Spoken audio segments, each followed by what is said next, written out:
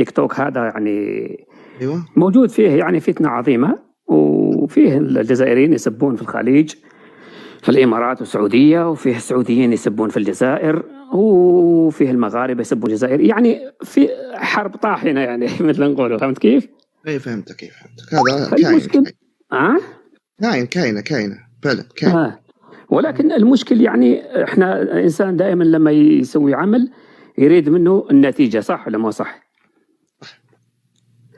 يعني أنت لما الآن تدير هذا البث ومثلا تسيء إلى بلد مثلا بأكمله، يعني تكون لازم يكون عندك نتيجة. بس أنت الآن لو تقعد يعني 20 ساعة 30 ساعة شهر سنة في هذا البث يعني ما راح تلحق النتيجة، يعني فقط إلى يعني ربما يطلعون أشخاص ويسيئون ليك ويسبوك يعني بعرضك، أو يعني فيه ناس تكلم يعني تسب العرض. فهمت كيف؟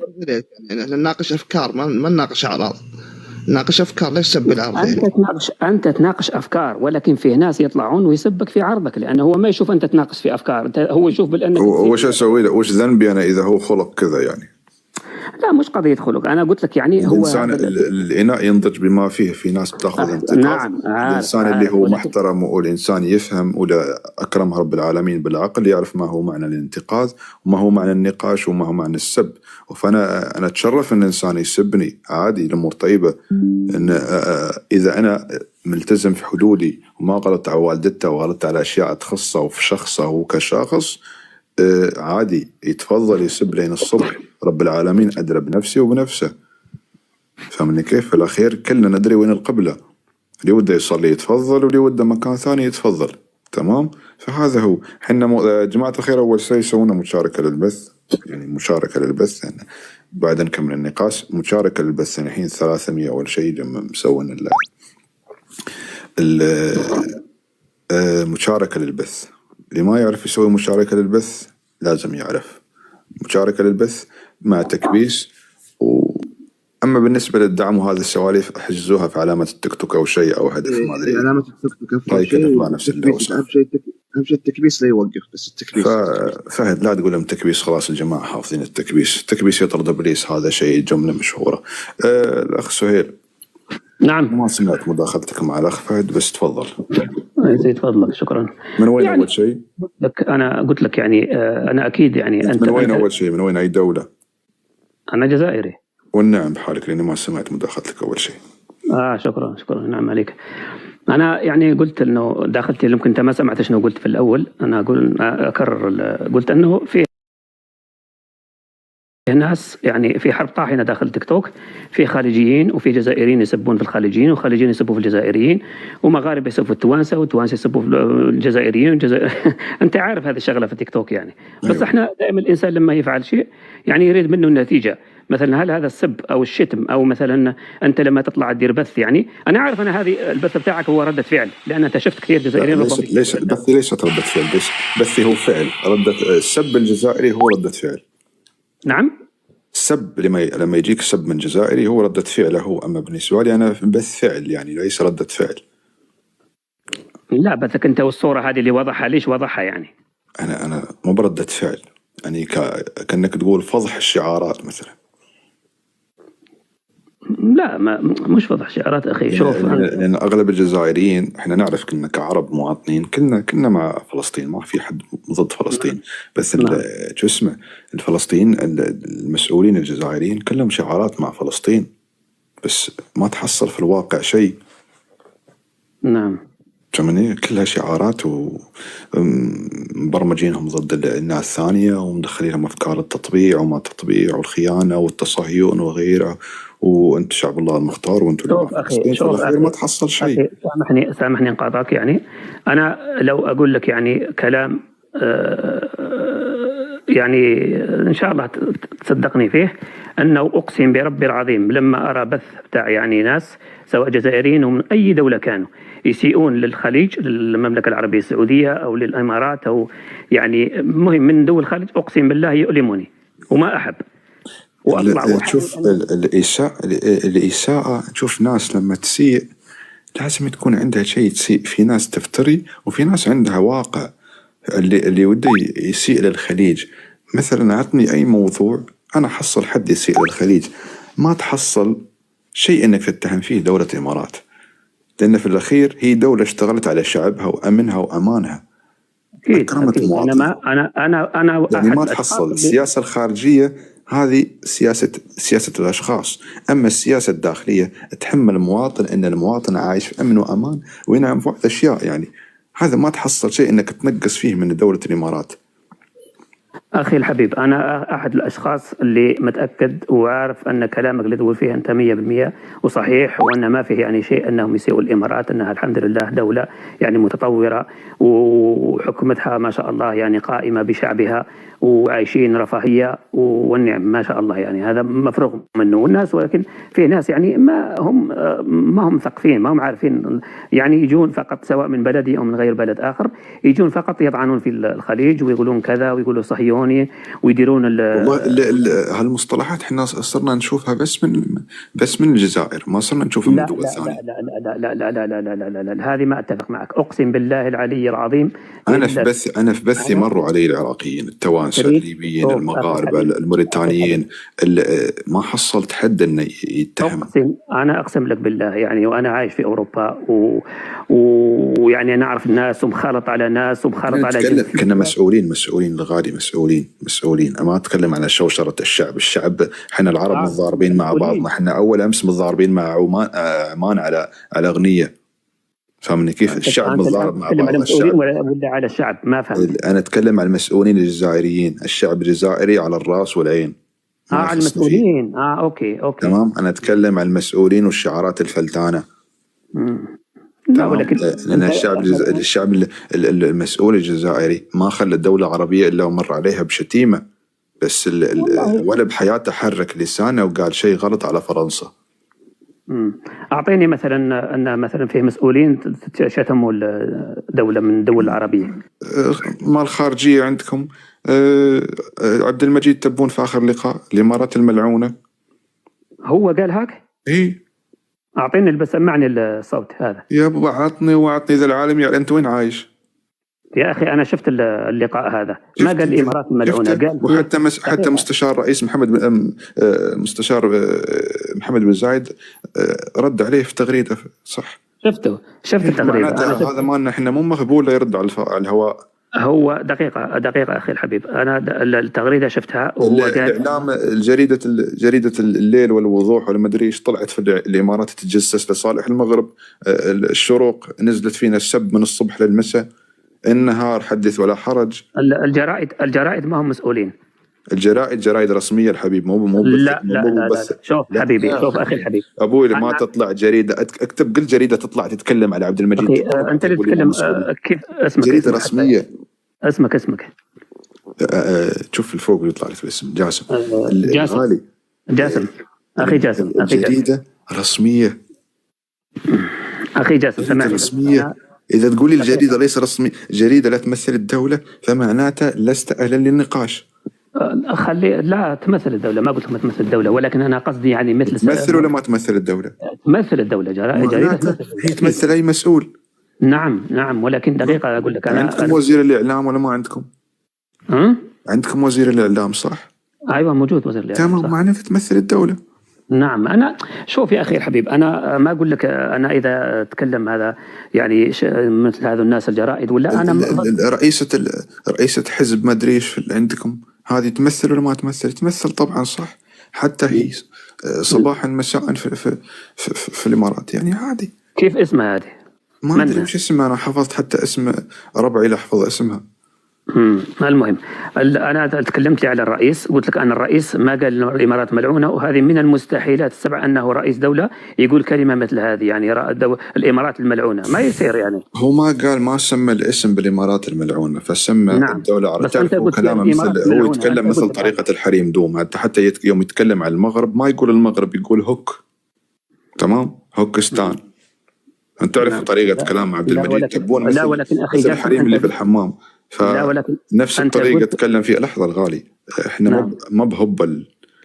إذا حنا هبل فمستشار الدولة مو بهبل، مو بهبل يجي يرد على في التيك توك على عبد المجيد تبون، ووجه له الكلام مباشر. كله إذا فيك شيء، إذا ودك تعادي لازم تعادي على المباشر، فلا تترنح. الترنح ما يفيد. من آخر زيارة الملك محمد السادس للإمارات توترت العلاقات على الصفر. الجرائد كم على الصبح أول جريدة طلعت نازلة في الإمارات قذفا سبا ليس سبا بس سياسي. أخي الحبيب أعطيني الكلام شوية. أنا متفق معك وأنا موجود كثير، ما أقول يعني موجود صح، قلت كثير موجود صح أنها خلافات ما بين الجزائر والإمارات، هذا وما في واحد ينكر، وفيه جرائد صحيح أنها تمثل ربما الدولة. وهذا أنا رديت لك على كلمة أن الرئيس قال الإمارات الملعونة، أنا ما عجبني الكلام هذا، لأن مستحيل الرئيس يقول الإمارات الملعونة، مستحيل.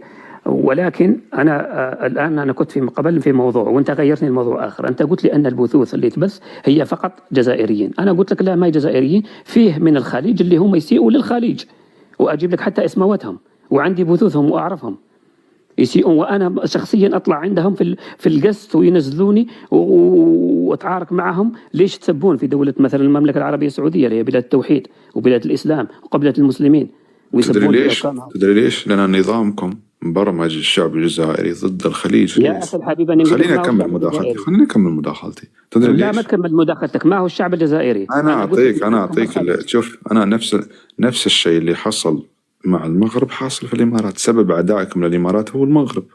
ثاني شيء الخليج عامة، لأن الخليج يدعم المغرب، هذا أول شيء. ثاني شيء لأن الخليج عنده ثروات غازية وبترولية، الجزائر عنده نفس الشيء. فلازم المسؤولين الجزائريين يبرمجون الشعب الجزائري ضد الخليج عشان ما يطالبون بالثروة، ما يطالبون بحقهم. يقولون يا جماعة الخير، هذول العرب والخليج المتصهينين المطبعين، هذول اللي موقفين مع المغرب وموقفين مع كذا وغيره، هذول ناجحين لأنهم مطبعين، فأنتوا لازم تهاجمونهم، وتصير الشعب الجزائري لا يصحى لنفسه ولا يتكلم على حقه. هذا هو المنطق. إذا أنت تفكر الإنسان أنعم علينا رب العالمين بالعقل، تفكر أنه ما في اختلاف ثاني. لأن يوم تسأل الجزائري الحين تحصل حتى في المغرب، يوم تسأل الجزائري تقول له ما سبب عدائك للمغرب، يقول لك إسرائيل، لا هذول مطبعين، هذول كذا. بس في نفس الوقت عادي يسلم على أردوغان، يسلم على فرنسا، ويسلم على أي دولة ثانية مطبعة، مو مشكلة. جاسم لاحظتها صدق، يقول له السبب قطع العلاقات بين المغرب والجزائر، يقول لك عشان مطبعين مع إسرائيل. إيه هذول كلهم. أنا أقول لك هاي هني تم برمجة الشعب يوم يكون مبرمج على شيء هذا هو. المهم يا أخي، شوف أخي الحبيب، الشعب يعني فيه الصالح والطالح مثلنا مثل كل الشعوب. حنا الشعب، أنا ماني ضد الشعب الجزائري، الشعب اللي يكون كله صالح ولا غيره هذا شيء ثاني. احنا ماني ضد الشعب الجزائري عامة، أنا أتكلم لك عن المسؤولين اللي يحاولون يستغلون طيبة الشعب، مثل عبد المجيد آخر مرة يعرف أن العهدة بتخلص ولازم الحين يجي عهدة ثانية. السلام عليكم، طلع عدد الشهداء ل6 مليون، طلع الدولار مقابل الدينار ل140 $، مزرعة حليب ما يستوعبها حتى العقل، ويوعد بأشياء مو موجودة، مثل قطار تمر راستلي بعد ما وصل. أخي الحبيب، هو لما قال أنا أقول لك أنا فيه أشياء اللي ما رديت عليك اللي هما صح، ولكن فيها أشياء أخرى اللي هي مزرعة الحليب، هذا كانت محرفة. يعني مش قصده هو مزرعة الحليب، هو قصده أن تكون أرض فلاحية ويؤتى فيها البقار والكذا وما أدري إيش. أقول لك شيء يا سهيل، كل شيء اللي قاله غلط. أكيد أنا شوف كل شيء، مو حتى يعني مخك أنت الحين يستوعب الدينار مقابل الدولار. هذا غلط. أنا شوف يعني كل شيء غلط. شوف احنا شوف دقيقة، شوف حبيبي، يمكن الجزائري يعني في الوحيد، ما أريد أزكي نفسي ولكن لا تزكوا نفسكم إن الله كان بكم عليما، ما عنده النفاق ولا عنده التقية. أنا أتكلم معك بوضوح وما نفقك ولا نتقيك، وإذا ما عجبتني يقول لك ما عجبتني صحيح مباشرة. فهمت كيف؟ الجزائري لما ما يعجبك يطلع يسبك وينزل، وما عندنا النفاق. ولكن أنا طلعت أتناقش معك، وأني حبي لأهل الإمارات وحبي لأهل الخليج أنهم مسلمين مثلنا مثلهم، وناس موحدين وما شاء الله من أهل السنة والجماعة، فلذلك أنا طلعت أتناقش معك. ولكن مهما يكون لما أشوف صورة مثلا هاك يعني تسيء إلى بلدي حتى وهي حقيقة، يعني يحز في نفسي، يعني ما أحب. فهمت كيف؟ وأنا شفت منك مرة موقف أخي جاسم وعجبني كثير، وطلعت في لايف، وطال لايف ربما تعرفوا الأخ يسموه دار زايد، إذا تعرفوا. أيوة. طلعت عنده وشكرتك عنده، وكلهم فرحوا بهذا الكلام، الموقف اللي حكيته على جاسم شنو دار وشنو دار. وانا اقول لك شنو الموقف اللي انت كنت في لايف الجزائر والجزائريين كثير بكلام. وبعدين الله عز وجل سبحان الله انا تفاجأنا ان رسل لك واحد جزائري لعبت معه جوله، لان جاك سينيال او طلع واحد عندك في ما اظن في السطح سبك صاحبي الظرفني في راسي مبقاش تهدر صاحبي. الجزائري اللي كان من ذوي الاحتياجات الخاصة. بارك الله فيك. كمل اخوي كمل. طلع معك. انتظر دورك. شكون هذا؟ لا مو انت، حد تكلم، تفضل كمل. اوكي زي فضلك. فلما طلع معك ما ذوي الاحتياجات الخاصه وانت غيرت الصوره واثر فيك، فعرفتك انك انسان ابن اصل وانسان محترم، ورحت عند دار زايد اللي هو صديقي واعز، وانا صديق شمسي اذا تعرف شمسي. ايوه عارف. وطلعت معهم. نعم طلعت معهم في قست مباشره في اللايف، وكان معي شمسي وسلم عليهم وتكلمنا معهم وحكيت لهم القصه بتاع جاسم عليك انت، انه شو صار وقالوا ما شاء الله ان هذا من طيبتك ومن اخلاقك، ونحن نعزكم وجزاك الله خير. وآسف على الإطالة. شكرا الله يسلمك. شكرا الله يبارك فيك. شكرا. تفضل كومبات الموبا. كومبات سلام. شوف الأخ أنا والله غير كنت متمني لو كان هذه الصورة غيرتوها. أنت إماراتي؟ لا. أنت من وين؟ فلسطين. من فلسطين. لا أظن أنه يهضر على الجزائر بهذه الطريقة. على كل حال أنت إماراتي والأخ الفوق فهد سعودي. أنا كنت نتمنى لو كان هذه الصورة غيرتوها بالطريق الجسر البري لإسرائيل ونعقبوا عليها ونيكم موتكم كاع كيما راكم يا ولاد القحاب يا مطبعين. أنا ماشي كيما ذوك الجزائريين، أنا نجبد لكم زبي ونوريكم يا ولاد القحاب نيكم موتكم. لا أبو الشيخ ليش كتمتوا زين؟ خلوا الرجال يكمل مداخلته. ليش نزلتوه؟ المشرفين رحم الله والدينكم لا حد ينزل حد. الرجال مستعجل يمكن عنده شيء وده يراوينا اياه. ايش فيكم يا جماعه؟ اخي جاسم انا عندي يطيح البث يا جاسم. هو يطيح البث لما احسن تنزله احسن. شوف اخي جاسم، شوف الان كم لايف الان فيه؟ 600 ولا كم؟ 660. أنا عندي رسالة بالحساب التبوني 1.5 مليون. بالحساب التبوني 20 مليون. أنا مثلا أقول لك يا أخوي الجزائري ترى أنا ظني مشكلة عبد المجيد تبون، مع احترامي لك شخص صراحة، احترامي لك ويمثل الدولة طبعا طول الله بعمره، بس هو ظني أنه يحسب بالدينار. يضرب العدد في الدينار. لا بالعكس، انا شوف جاسم انا احب اقول اخوي الجزائري هذا ترى كنت انسان محترم، وبالعكس ترى انا من الناس اللي يحترمون شمسي، ترى فعلا احترم. بارك الله فيك. شكرا والله. جماعة الخير لحظة ثواني عندي تدخل. خليني اقول شيء. تفضل. زيد فضلك ان شاء الله. شكرا. انا اقول بس هكا يعني باختصار، يعني رساله ميساج نقولوا بالله، رساله هكا يعني باختصار الاخوه هنا اللي موجودين في القصد، خاصه منهم الجزائريين ابناء بلدي. يا اخي شوف بالله عليكم، مثل هذا اللي يطلع الان وقال ان الامارات او مثلا فتحت جسر يروح على يا اخي مين تجيبوا هذا الخزعبلات؟ بالله عليكم مين تجيبوا هذا الكلام؟ أنا هذا الآن والله مصدوم. مين تجيبوا كيف يا أخي الإمارات أو لحظة. طرشت دعوة لأخت لبنت، اسمحينا الأخت طرشت لك دعوة بالغلط، اسمحينا اعذرينا، الدعوة كانت بالغلط.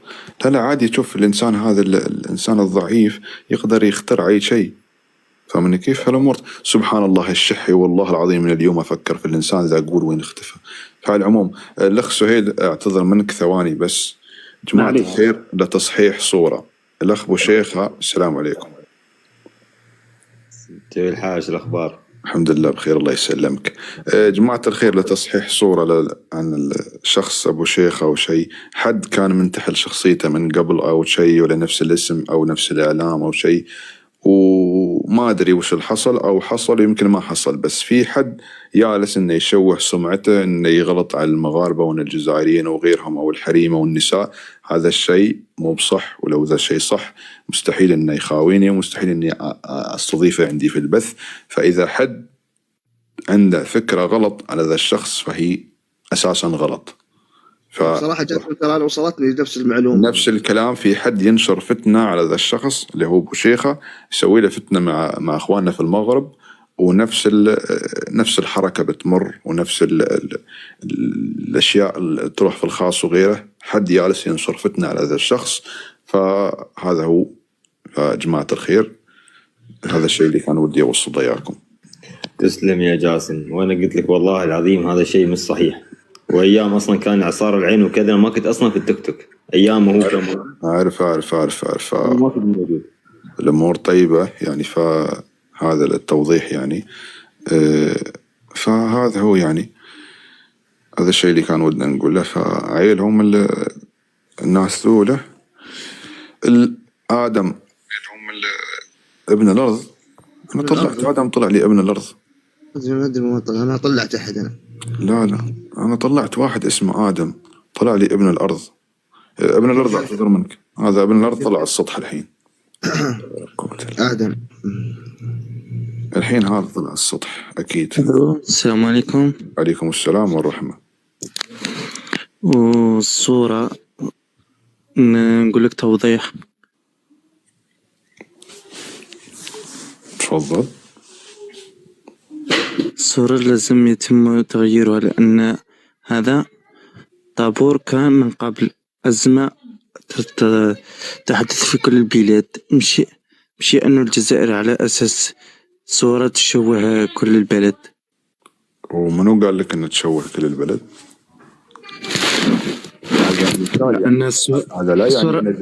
هذا لا يعني أن الجزائر فقيرة مثلا، هذا بس مثال فقط على اختصار للشعارات يعني، فاهمني كيف؟ هذا ليس يعني أن الجزائر فقيرة أو شيء.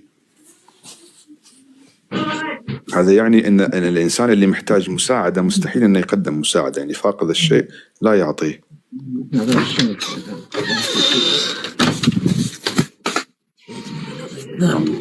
فهي ما فيها إساءة على شخص.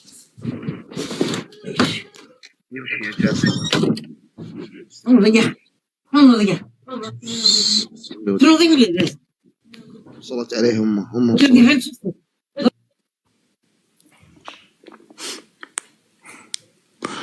خلص يا جماعة الخير، لا حد يضحك ولا حد يبتسم، الأمور طيبة. خلاص. أخ آدم تمام، رجعنا بعد. يا جماعة الخير لا حد يشمت في التعليقات ولا حد يضحك. مشاركة البث، تكبيسات، وشيروا البث. تمام، فضحتونا. غيره يا جاسم لما يخلص طلع واحد غيره، خلها حاط الميوت وطلع واحد غيره.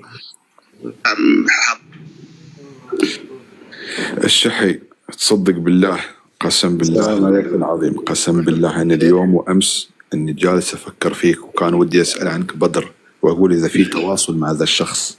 سبحان الله، شي فجأة كنت أكلم حد من راسه خيمة، وياسين أتكلم عن الرمسة مع الشحوح شي، قل أبوي ترمس مثل واحد أعرفه. فسبحان الله جيت في بالي من أمس، أقول الرجال وين اختفى؟ أنت بعد شايل عني متابع ليش؟ زعلان. لا؟ زعلان. شوف الحيطان اللي عندك، خبط راسك أي مكان تبغاه. ما عندي حيطان، جالس صوب المي. أخبارك ساك طيب، صحة وسلامة؟ الله الحمد لله بخير سعادة. الأخت تحية الجزائر، ترى مو عيب إذا الإنسان بند المايك اليوم تجي مداخلة، يعني عادي، ترى يرفع من شان الإنسان. الشحي اخبارك؟ طال عمرك. السلام عليكم. اهلا غالي فهد، شو الاخبار؟ طيب طال عمرك، الله يرضى عليك. الله حيه. احييك. الاخ ادم مسكين، يمكن اكل بالشبشب. امه دخلت عليه، امه دخلت عليه. امه هذه امه شكلها، مو بزوجته، امه واضح انه صارت حرمه كبيره، الله يخليها له. امين يا رب العالمين. نسمي عمره ادم. سمي آدم بالتركي، آدم يعني رجل. في حواء هني ولا لا؟ لا هي حواء، هي اللي دخلت عليه بالشبشب. اوكي، حسيت انا بعد كذا. المغرب تحت كاتبه يمكن سرق جوالها. على العموم جماعة الخير، اعطوني مجال مع التحية الاخت مريم. السلام عليكم. تحية الجزائر. السلام عليكم. الاسماء هذه ما حصلتوا اسماء تحية تموت. عليكم السلام. مشاركة للبث. لبس الحمد لله. بغيت برك نهضر شويه برك، انا ما ندخلش روحي في السياسه وكاع. تمام. بصح هذا الطابور علاه واش تاعش هذا؟ ما ادري والله، يمكن حليب او شيء. ضروا احنا عندنا الحليب كاين. تمام. وين الاشكال؟ شوف والله حاجه ما تخصنا في بلادنا كل انا شيء. ما قلت انه محتاج الشيء، انت سالتي عن نوع الطابور. كاين الحليب. لا الصوره فبركه يعني الصوره فبركه. لا انا مانيش نقول لك هذه قبل، ممكن تكون وقت فات، ممكن. يمكن حتى لو في السبعينات، المهم انه صوره صحيح. ما على باليش انا ما نعرفش. الهدف مو تشويه الجزائر بالطابور او شيء، الهدف ان هذول اللي تحت ودهم يحررون اللي فوق. ما قلناش نحررهم حنايا، هذه غلطه بها انسان يقول لك الدوله تحرر دوله، مستحيل. هي احنا نعاونوهم باللي قدرنا عليه. وماذا قدمتم من مساعدات؟ اللي نقدروا عليها. ماذا قدرت عليه من غير الشعار؟ يقدم المهم، انا ما على باليش، المهم تقدم لهم اي حاجه تقدر عليها. اول شيء الاخت الغاليه، انت من اي دوله؟ لان نشوفك محطه الجزائر. فلسطين. انا من الجزائر. محطه على فلسطين ما شاء الله. باين، نبغوهم احنا نحبوه طبعا. يا اخي دوله مسلمه كيما احنا عرب، على ما تحبهمش عادي. طبعا، بس الانسان لازم مو بس كلام. انا نحب السعوديه، نحب الكويت، نحب كاع العراق، نحب الامارات، كاع نحبهم يعني، ما عنديش فرق انا يعني. يا جماعه الخير، انا في حد من الجزائر احبه شخصيا، هو موجود انا في البث، ويوم يجي بثي يحرجني، ما اقدر اتكلم في وجوده بسلبي، يعني طريقه سلبيه. سبحان الله. والله اللي نحب انا نحبوا كاع العرب حنايا، ما عندناش على العرب حاجه يعني داروا لنا حاجه ولا درنا لهم حاجه، كاع نحبوهم. صحيح. يعني معناته انتم مع اي دوله عربيه وحدودها وما كاع العرب معناته ما عندناش احنا فرق دوله نبغوها ودوله لا، كاع نحبوهم. معناته الصحراء المغربيه بسيطه جدا. معناته الصحراء المغربيه. انا ما ندخلش روحي في حوايج كيما هذوك، يعني على الدول العربيه اللي نعرفهم. تعرف الحين المغرب مو دولة عربية؟ لا هاك شنو نقول لك، قلت لك كاع الدول العربية نحبوهم، المغرب خاوتنا جوارينا. تدعمون الصحراء المغربية؟ تقول لي أنا وانا على ندعمها كشخص، يعني كنت كشخص معنوي، دعم معنوي، يعني تدعمين الصحراء المغربية. أنا شوف أنا ما نعرفش، أنا ما ندخلش روحي في صحراء غربية ولا صحراء شرقية ولا الله يسهل. شفت النفاق الأخت هذا نفاق يعتبر. انت مع كل الدول العربيه تدعمينهم، بس ما في نفس الوقت تقولين ما ادخل نفسي في كذا وما ادخل. انا نحبهم ونحب الدول العربيه. شوف حبيبي دقيقه اختي كريمه، انا ما ندخلش روحي في السياسه. شوف انا ارد عليها. شوف اخي الحبيب، الجزائريين شوف ينقسموا الى قسمين، فيه قسم اللي فعلا مثل تقول هذه البنت يعني مش دافع عليها ولا شيء، اللي تقول انا ما عنديش علاقه بالسياسه وهذا قضيه. اساسا احنا مواضيعنا كلها سياسيه. ثواني هذا ما عنده علاقه بالسياسه، هذا عنده علاقه بالمجتمع كشخص. احنا ما نتكلم عن السياسه، انا اتكلم عن رايي الشخصي، ما اتكلم عن راي الدوله. انا ودي هي تجاوبني الاخ سهيل. اعذرني كل واحد مسؤول على لسانه. الاخت الجزائريه انا هذا ما عنده علاقه ما عنده علاقه. لا بصح انتيا بغيت نسقسيك، انتيا برك انت تحب، انت ما تحبش، انت ما تحبش الجزائر. طبعا احب الجزائر، واذا حد جاء لحدود الجزائر وده يقسم الجزائر بلعن شيطانه، بلعن والدينه. انا ضد اي انسان يجي لحدود الجزائر، وكذلك لحدود المغرب، وكذلك لحدود تونس، ولحدود اي دوله. كاع الدول العربيه خاوتنا. وليش انا ما قلت لك ليش انا ما قلت لك سياسه؟ تمام، ليش انا ما قلت لك سياسه؟ أنا ما قلت لك سياسة، أنا جاوبتك بجوابي واضح. ألعن والدين أي إنسان يتدخل في الحدود دولة عربية. أيوة هذه حابة نبقى هكا. الأخ سهيل لو سمحت انتظر. البنت عندها نقطة لازم تدافع عن نقطتها، تشوف قناعتها يعني. تمام، معناته أنت تحبين إخوانك في المغرب صحيح؟ باين نحبهم جوارينا، مناسبين يعني مناسبينهم. يعني ما تحبين حد إنه يقسم حدودهم صح؟ لا معناته أنت مع الصحراء المغربية. باينة إلهي بلادهم باين. الحين نتكلم عن بلادهم، أنت مع الصحراء المغربية. قلت لك إلهي بلادهم. أنت الحين دامك تحبينهم أنا ما نعرفش، قلت لك أنا ما ندخلش روحي في السياسة. إذا تحبين تمام إذا تحبين 40 مليون مغربي، تمام، 7 مليون يقولون لهم إن بلادنا و40 يقولون بلادنا، أنت تدعمين 40 مليون ولا 7 مليون؟ أنا باينة نجي مع 40 مليون. تمام، معناته تدعمين الصحراء المغربية. هي باينة الأغلبية هذه باينة. يعني تدعمين الصحراء المغربية.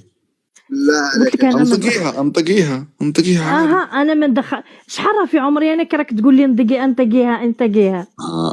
معناته هذا نفاق. ماهوش نفاق، أنا ما ندخلش روحي في السياسة. هذه مو سياسة، نتكلمك عن الشعب بينك وبين الشعب. ما قلت لك لا بصح انت نهارك تقول لي الصحراء الغربية. انا قلت لك تتكلمي عن محمد السادس او عبد المجيد تبون. لا ما دخلنيش انا في محمد السادس. يا اخي انا ما راح تستوعبي. عندكم الانترنت سريع لانك تسمعين قبل لا اتكلم. شو اسمه انت بس واضح. انا تكلمتك عن مسألة اجتماعية بينكم النسايب. راك فاهم. تمام، معناته انت مع الشعب المغربي في صحراء. تمام، انا نحب الشعب، ما ندخلش روحي في السياسة. قلت لك انت قبيلية؟ لا مانيش قبيلية. خلاص خلوها يا جماعة، خلوها. تمام الأخت، تمام. تحية جزائر. شكرا على المشاركة. شكرا. والله أنا إنكم شعب غريب، شعب الجزائر. يمكن كلمة منو اللي صح. لا زين قاعد ضد الجزائر. ما فهمتش. ما حد ضد الجزائر. أختي خلاص. واش دارت لكم الجزائر؟ يعني واش الحاجة اللي ضرتكم بها الجزائر؟ نفاق. خير. أختي الفاضلة هي بسيطة. يمكن أنت شوف نقول لك زوج كلمات. ما شفتي ثواني بس. يمكن أنت ما شفتي الشعب العربي كامل منافق. خليك على الرمسة. كمل. المهم أختي أنت يمكن ما شفتي البثوث الثانية، زين، اللي هم الجزائريين اللي هم على قولتك اخواننا ومسلمين وعرب مثلنا، تهجموا في نساء العرب، تهجموا في قاداتنا، وتهجموا في اعراضنا وشرفنا كمسلمين اولا وكعرب ثانيا. لا بس كي تقول الجزائريين مش كامل. اتحداك انا لنا 90% من البثوث اللي تنفتح مش كاع الجزائريين. البثوث تنفتح تهجمات على وشعارات، رفع شعارات من دون فعل. تمام، واحنا سوينا واحنا حطينا واحنا سوينا فلسطين. غير الشعارات احنا ما شفنا شيء في فلسطين. غير هذا تهجمات على قادتنا، تهجمات على نسائنا، تهجمات على أراضنا وحدودنا وفي بلداننا وفي تاريخنا. اسمعني مش كاع الجزائريين كيف بالك شويه. احنا نتكلم على شوفي، خلينا في واقع السوشيال ميديا. صحيح، احنا عليه لنا هذه. شوف الاخت ما بتروح وياك مكان في النقاش. والله هذا اللي قاعد اقوله من الصبح لك يا جاسم. السلام عليكم، كل عام وانتم بخير جميعا. السلام. اختي لا تنزلها بهذه الطريقة يا سهيل. الأخت شكرا على المشاركة، وإحنا نتشرف في أي وقت ونتشرف في أي حرمة عربية مسلمة. الأمور طيبة. تمام. فشكرا، وأهم شيء إنك صادقة في كلامك، وأهم شيء إنك أنت مداخلتك أنا ما نبغي حتى واحد نطيح من قيمته. ميرسي خويا. صحيح. السلام عليكم. ممكن أحكي مع الأخت الجزائرية قبل ما تنزل؟ خلاص راحت. غلط. أخي الحبيب جاسم، أنا قلت لك الجزائريين ينقسموا إلى قسمين. هذه الطفلة ولا هذه البنت اللي كانت مطالعة معك، أنا متأكد 100% أنها مسكينة، والله ما عارفة، ما عندها حتى علاقة بالسياسة، وتكلمت معك بصدق. أنا متأكد من هذا الكلام، يعني 100% تكلمت معك بصدق، لأنه فعلا ربما طلعت السبب والوحيد هو الصورة اللي خلاتها تطلع يعني عندك. هذا اللي حسيت أنا صراحة، يعني على النية هي. نعم، هي طالعة على نيتها يعني، وواضحة من كلامها وطريقة كلامها. نرحب بالأخ بتار. سوونا البث. يا مرحبا يا أستاذ جاسم والشباب الموجودين. سوونا مشاركة للبث يا جماعة الخير. كل مشاركة للبث مع تكبيسات علامة المتكتكين. طرشوا لعلامة التيك توك، طرشوها لراعي البث اللي هو جاسم علي العود. هذا الشيبة اللي فوق، مو جاسم اللي تحت، هذا الصغيرون. توني ربيت بعدني حليب أمي ما شاء الله عليه تبارك الرحمن، ربي يحفظنا. بتار تفضل غالي. أول شيء كل عام وانتم بخير جميعا. اسمك يخوف والله العظيم، غير الاسم. والله اسمي يخوف. خلاص بسمي نفسي بتار. لا أبوي، لا غرير العسل. هم حق عسل، من شافني ما شاف العسل يا أخي. أنا نفسي داب الكبد نفسي بعد مالح. أنا والله كنت طالع برد على الأستاذة الجزائرية بسألها عن موقف من إخواننا الجزائريين الإخواننا المغاربة عندما طردوهم في 1975 والله يكرم السامعين وقذفوهم وتفهلوا عليهم. أبغى أسأل بس هل هي مقتنعة بالكلام هذا؟ هل الحكومة الآن اللي هي تدعي أنها حكومة عادلة يرضيها ما قدمت دولتها العسكرية؟ يعني مهما كان يا ناس احنا ما نتكلم ولا نقذف ولا نسب، نتكلم بواقع حقائق. وانا عارف دائما وجاسم شيل وحط بسبب ذا الموضوع. انا توجهي تاريخ وسياسة وجاسم شماتة. ممكن اجاوبك اخوي بطار؟ تفضلي. يعني انت من وين انت؟ انا مغربية. تفضلي. انا مغربية وراح اجاوبك. مهم أنا أكيد شوف الجزائر بالنسبة لنا كيف ما كنقولوا خاوة يعني هما جيراننا وحنا خوانهم وهما خواتنا، بس كاين مجموعة اللي فاهمة الموضوع وكاين مجموعة اللي مش فاهمة الموضوع. يعني الموضوع هو مش سياسة، الموضوع يعني كشعب، في شعب يعني يحب بعض وفي شعب ما كيبغيش بعضه. ولكن بالنسبة لي أنا كمغربية أنا كنبغي الجزائر وكنبغي كل الدول العربية.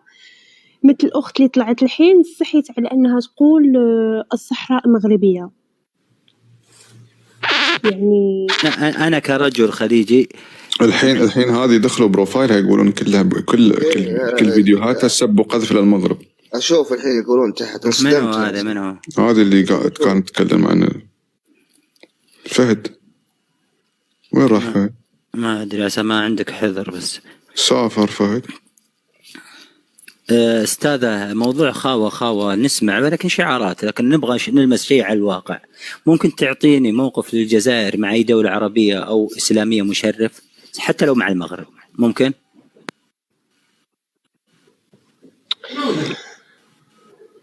عندك جواب أختي؟ أكيد عندي جواب. تفضلي. بس أتمنى ما تكون فتنة. لا أنا بالنسبة لي أنا زي ما سمعتي والله طلعت أنا رجل قارئ للتاريخ، يعني عندي معلومات راح أصحح لك لو غلط. تمام بكوني مغربية دارسة التاريخ، بس أنا تفضلي. يعني اللي بغيت نقول لك يعني أتمنى يعني أي موضوع نناقشه دابا يعني ما يكونش فيه فتنة، لأنه أنا بشخصيتي أحب الجزائر أنت حبيها زي ما تبغى. أنا سؤالي واضح، موقف مشرف للجزائر مع أي قضية عربية أو إسلامية؟ تفضلي بدون ما تبرري لي، بدون ما تقولي لي أنا مغربية وأحب الجزائر. هذا الشيء لا يعني أنا كرجل مؤرخ. أنتم موقفكم غير سادة يا آدم. وقف يا دورك يا آدم لو سمحت. أنت روح بس شوف أمك تبغى وارجع. شوف أمك تبغى يا آدم وارجع. يلا أبوي يلا. أستاذة الجزائرية آسف المغربية آدم انتظر دورك من احترام. تنتظر دورك. لا خلى هذا دخلت عليه هم قبل شوي بغت تعطيه على راسه. هربت البنت ليست مغربية والله إني داري. أوكي مو مغربية جزائرية. أول شيء أحب أرد عليها وهي جزائرية ما راح تذكر موقف مشرف للجزائر في أي قضية عربية أو قضية إسلامية، وحتى لو هي أساسا مغربية كذلك لن تجد أي قضية موقف مشرف لأي قضية عربية أو جزائرية أو إسلامية. أعتذر بس حبيت إني أعريها لأني أنا عرفت إن جاية تدافع باسم خاوة. هذا يا بتار بالله شوف هذا يا بتار. من هو بس؟ والله لك واحد شوف. جماعة دقيقة بس اللي تحت يكتب مطبعين وتطبيع. إذا كنت تعلم في اللغة العربية من بدأ في التطبيع وما معنى التطبيع؟ فرض هيمنة الشخص. شحي أنت تتكلم واحد جزائري على أصول اللغة العربية. تتكلم واحد جزائري لا ترفع المستوى. أنت تتكلم ما يفهم يا دوب يفهم السلام عليكم عشان يفهموا معنى كلمة التطبيع. اشرح له يا بالفرنسي يمكن يستوعب. هذا مسألة شغف. شوفوا هذا يا بتار. جزائري طالع. أنا جزائري طالع بقدر احترم نقطة نظام جميعا. لحظة ثواني يا جماعة الخير. احترم نفسك يا أخي احترم نفسك. تكلم مين أنت؟ هذا لشخصه مو لدولتك عامة. أنا أتكلم عن شخص جزائري يكتب التطبيع، فأنت لازم تكون نعم. إذا تقول شخص أنا أتفق معك. فيه ناس محجرين في عقولهم. فيه ناس محجرين في يعني لازم أكرر الاسم وأعطيك النسب والولاية عشان تعرف أن الشخص مو عام. لا مش قصدي كلام مقصود يعني سهل. أنت جزائري. أنت قلت أنه الجزائري يعني بشكل عام ما هي قلت تتكلم جزائري، هذا هو. وانا قبل ما تتكلم انت انا قلت في القص ان فيه ناس، وكنت راح نقول رساله على الناس اللي هم يدعوا ان الخليج او التعميم من لغه الجهلاء. تمام، فتحت جسر على التعميم من لغه الجهلاء اللي فتح، اللي يتكلم جزائري عن التطبيع. تمام، ومستوى احمد مو من مستواه انه يناقشه في مصطلح التطبيع. نعم، انا قلت على الناس هذه العقولها محجره. لا تنقز الغالي، لا تنقز. دقيقه انا خليني اكمل. احترمك واحترم شخصك واحترم بقيه الشعب. بارك الله فيك، انا كذلك احترمك. شوف، انا قلت على بصفه عامه، انا مش فقط جزائري، فيه ناس من كل الدول العربيه اللي هم يدعون ان الامارات مطبعه، او ان الامارات دارت جسر، او دار الخليج دار جسر على اسرائيل. نقول لهم يا ناس انتم محششين او مكلخين او اغبياء او مجانين، كيف تقولوا الكلام هذا؟ ما مستحيل يصير ان دوله اسلاميه مثل الامارات او مثل السعوديه راح تسوي مثلا تطبيع، ولا حتى تسوي تطبيع فيه هذا فيه امور يخصهم هم ولاة الامر. يعني فهمت كيف؟ انا جزائري اتكلم معك، وانا دائما ادافع على القضيه الخليجيه، واتكلم مع الناس اللي هم في البثوث يسوون للخليج، واطلع عندهم بالقص واتكلم معهم وينزلوني ويسبوني، وهذا واضح. فهمت كيف؟ مش مره واثنين ومش ثلاثه. فهمت كيف؟ طيب تسمح لي اخوي جاسم احاوره؟ تفضل يا بتار، تفضل. لا يا اخي بتار، مع احترامي لك انا ما عندي وقت للحوار. فهمت كيف؟ بسأل سؤال بس ثواني. لازم أقدم تحية إنسانة عزيزة على القلب وكبيرة في العمر، الحاجة لطيفة، توها رجعت من السعودية، من بيت الله سبحانه وتعالى. حجة مقبولة، تقبل الله منك. دخلنا احنا في الحج. اصمت انت من بطح، انت اصمت انت الثاني، اصمت انت مطبع من بطح.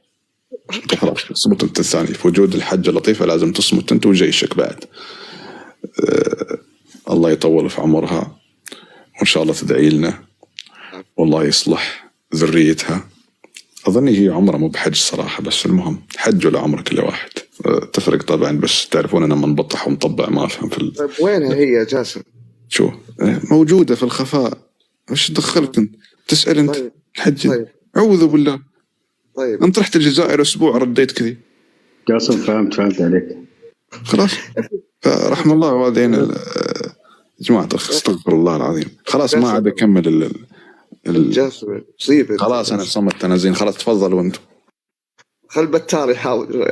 سهيل بالله بتار كمل. سهيل انا عندي اسئله بس مو محاوره، اذا ممكن تجاوبني. سهيل افتح المايك وجايب الرجال. انا ما ادري يا ابو علي، انا صار يجيني ايرور وانت عميل ولا وش السالفه؟ استغفر الله. يلا بتار تفضل.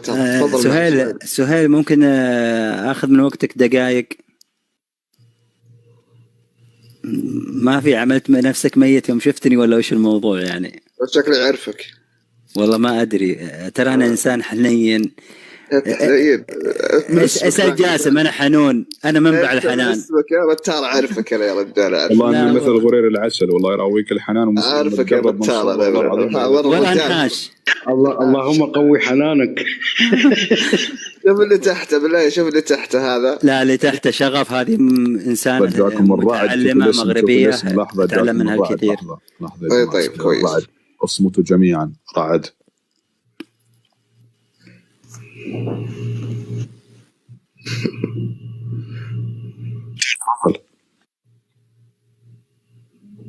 ما بين، ما ادري عندك الصوت يقطع يا ابو علي.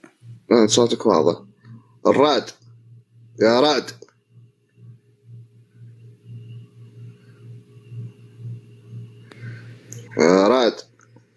رعد الفضاء. وش فيها؟ منور يا دكتور عبد الحق. سنايبي ما عندي دكتور سنايبي، ما تشوفه. دكتور سنايبي مو بطالب قسط، ما عندي. فالجماعة اللي يقولون طلع الدكتور ما شفت أنا. وين القسط؟ اللي تحت، خلينا تتكلم. اللي تحت وين الدكتور؟ الدكتور موجود. شغف تفضل. هو فوق وانا ادور عليه تحت.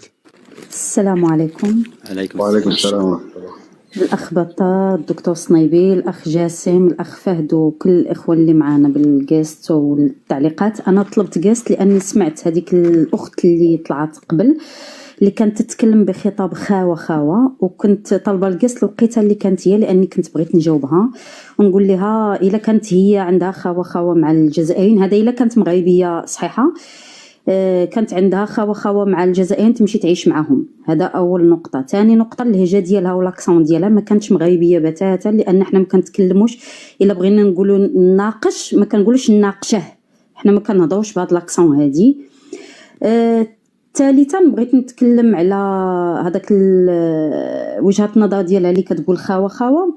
انا اللي كنعرف انه الانسان من غادي يكون معايا واحد الشعب خاوة يعني هذاك الشعب سوف يدعمني على طول الخط، عسكريا مدنيا اجتماعيا ثقافيا، تكون عندي معاه اتفاقية تجارية ثقافية على جميع الأصعدة. أما باش يكون واحد الشعب اللي في البثوث كاملة فاتح علينا بثوث كيسبنا ويسب شرف وعرض المرأة المغربية ويسب الإمارات، هما كل نهار عندهم واحد العنوان، يوم يقولوا لنا التطبيع، اليوم الثاني يقولوا لنا الصهاينة، اليوم الثالث يقولوا لنا الصحراء الغربية، من بعد يقولوا لنا محمد السادس نصره الله الملك ديالنا يطعنوه في الشرف ديالو في العرض ديالو، من بعد يقولوا لنا انكم اولاد اليهود. المهم كل نهار هما عندهم مساله جديده. الاخت الغاليه نعم خويا، شكرا على مداخلتك، بس والله العظيم ان البث بياخذ مجرى ثاني صراحه. اوكي نعتذر لان بثي انا حاصرنا في او مغامرات جراندايزر مع فلسطين، فهمني كيف؟ مثل ما انا فاهمه لان يعني اختراق الجو. قالت الاخت الجزائريه قالت ان الجزائر اخترقوا الجو وقدموا المساعدات ومدري ايش، وانا صدقت صراحه. فلازم لا ناخذ البث مجرى ثاني بين ان المغرب والجزائر، خلينا نحصرها في الجزائر. احنا خويا جاسم، احنا مولفين هذوك الشوشعيات ديالهم والشعارات ديالهم، هما الشعارات الفلسطينية والغازي حاولت أن تنتحل الجنسية المغربية وتتكلم من جهة ثانية، وأنا عارف ذا الشيء، بس خلها عادي، الأمور طيبة دام هي بغينا غير يعطونا اش قدموا هما الفلسطين، يناقشوا معنا اش قدموا هما الفلسطين باش نتناقشوا معهم.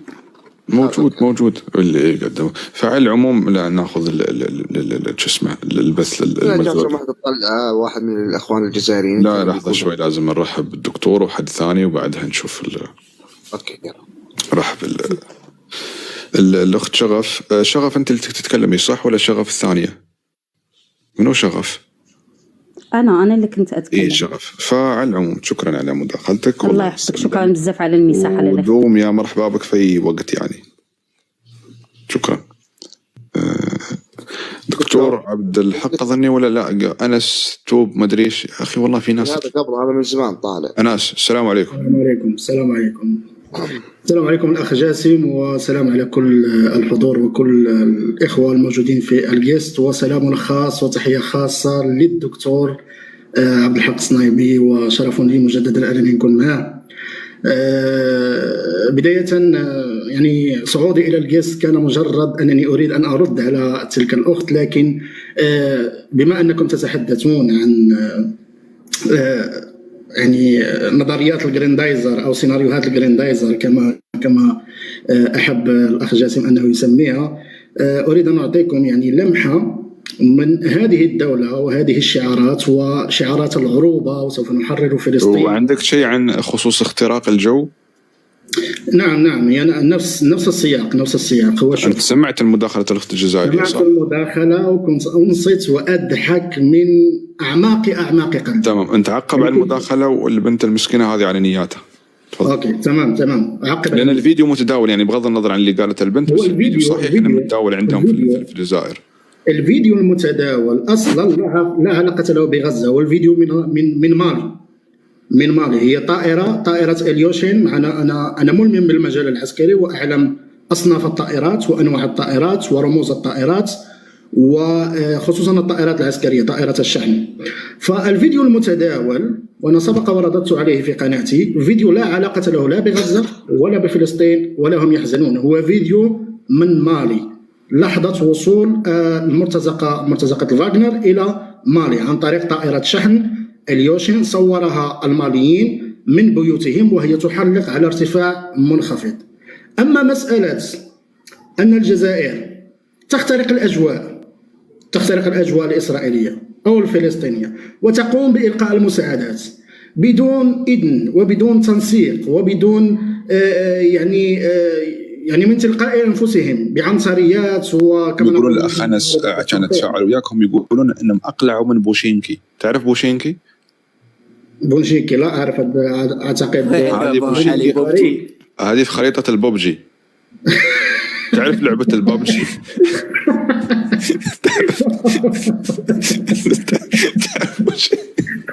لا حول ولا قوة. يعني العملية برمتها كانت في عالم البوبجي.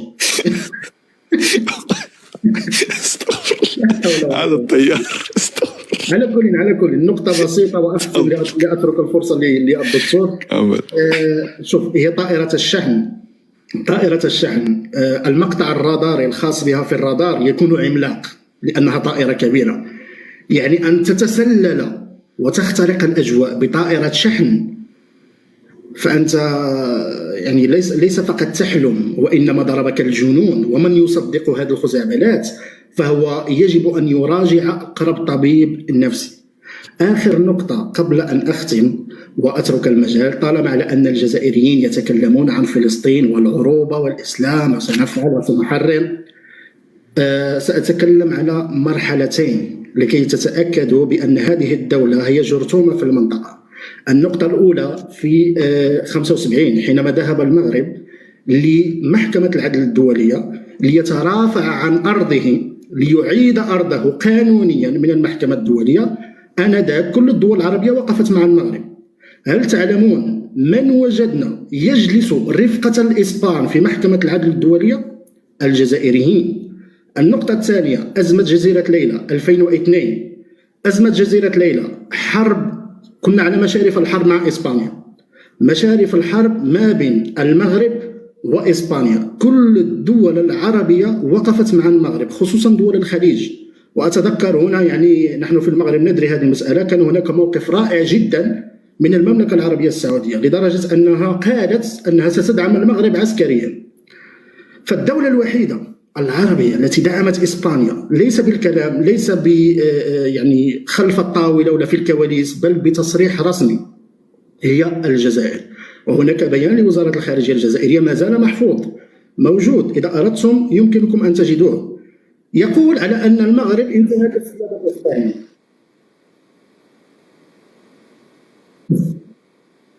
لا حول ولا قوة إلا بالله. جولة جاسم، جولة يا جاسم. خليه يكمل سب وقذف. كمل. على كل أعوذ بالله. هذا هو المستوى المعهود. نحن اعتدنا على هذا. خلينا نلعب جولة يا جماعة الخير. الدكتور لا تروح. دكتور بالله خليك معنا. بس خلاص، هذا اللي عندك. أعوذ بالله. لا أعوذ بالله. بس هذا اللي عندك، بس ما عندك شيء ثاني، ما عنده شيء ذا. كمل زين، سب اقذف لين تخلص. لا حول ولا قوة إلا بالله. خلاص انت لحقت يا بطال، كان بدي افتح من جوالي الثاني. لا طال عمرك، خدامين الشيوخ. الله يسلمك يا جماعة الخير. أبو علي جاسم يفوز، جاسم يدخل يدعمني. امزح. دكتور لا تروح. جماعة الخير، ركزوا على علامة التيك توك بس. آخر أيامنا صرنا نلعب جولات يا بطال. أنا ما عندي أحد، حسابي مقفل، توني داخل بس كذا أدعمك. شوف إخواني المغاربة راحوا يقلبوا علي، أوريكم بكرة أروح مع الجزائريين أفتح بث فيك من المغاربة. آخر صرنا نلعب جولات يا بطال. اخرتها يقولون حصلنا بطار جالسين تسولون. لا عاد حاط صور رموز رايحين تدعمون غزة والجزائر، اوريكم يا المغاربة ادعموا طيب الملك محمد السادس، الملك سلمان. ليش ما تخلون البثار على رقم 1 مو ب 18؟ انتم معطلنا رقم 18 يعني معطلنا قيمة زبون. الله يلعن ابليسك يا شيخ، الله يسامح بس ما راح ارد عليك احترام. هو في العشرين الحين، شفت سبحان الله الحين شفت تعرفون ان بتار ده خلاص. يا رب يطفى جواله، يا رب يخرب، يا رب يتهكر. الحين انا فازع لك والله، ما فتحت دخلت كذا على طول، حتى قلت تمسخرني يسجلونها ثاني بس ما استطعت اني اضبطها، ما ادري ليش. احاول لعوزني هذا، كنت معطينا فرصه يخليه يكمل السب والقذف. لا والله انا طلعت على طول. الحين انت ارقام هذه ترتفع عندك مو لا انا داخل جوالي الثاني اكبس، احد يدري، ما في الا انا، ما عندي احد. ترى ماني بفتح بثوث والله بحساب هذا. بس مش هذا اللي مطرش لي هذا ما شاء الله. لا في ثاني مو بهذا صح، لا يكون هذا بس. منو يدعمك انت؟ كيف حسابك مرتفع من عندك انت؟ كيف حد يدعمك؟ حد جالس يدعمك؟ والله شراتك اللي يدري ورني، ما ادري اشوفك انت الحين. انا في مساهم في التحدي. شكرا. شوف يا جاسم، انا لو طلع عندي علم الجزائر وفزت عليك مع الجزائريين ترى بقلب عليك على طول، بفتح بث فيك، ببيعك بريال. ذاك اليوم هزمت واحد جزائري عنده 1,000,000 متابع. جماعة الخير كان بتار مواخذنا للجهة الثانية، رحم الله والديكم، خلوه على طرف، خلوه على جنب. إذا ما تقدرون تدعمون اكبسوا بس. جعلك باللوز يا أخي، أنت حسد ليه؟ والله عندي جزائريين يكبسون. خلاص هدنا مع الجزائر خلاص. أنا أوريك جماعة الخير ادعموا، ادعسوا عليه، ادفعوا أيوة شي على جنب. وصلوا الصورة لصوب الملك محمد بن سلمان. الملك سلمان يرضيكم ينهزم والملك محمد السادس موجود. أفا يا المغاربة جماعة الخير روحوا على الجنب. آخر أيام نصرنا نلعب جولات يا بطار. والله يا ابن إيش تبغى نسوي؟ نسكت الجزائري اللي قاعد يقذف. اي والله ما حصل شيء، يعني الإنسان ما حصل شيء غير إنه في واحدة تدعمك وتدعمني في نفس الوقت. هذه رايح يجزاها خير عادلة. تروح تدعمك وتجي تدعمني في نفس اللحظة. روح يا أنا أوريك. خلاص أطلع من البيت أدخل عند الجزائريين. تحية الجزائر جايك، تحية الجزائر. نخلص الجولة خلاص ولا؟ كيفك؟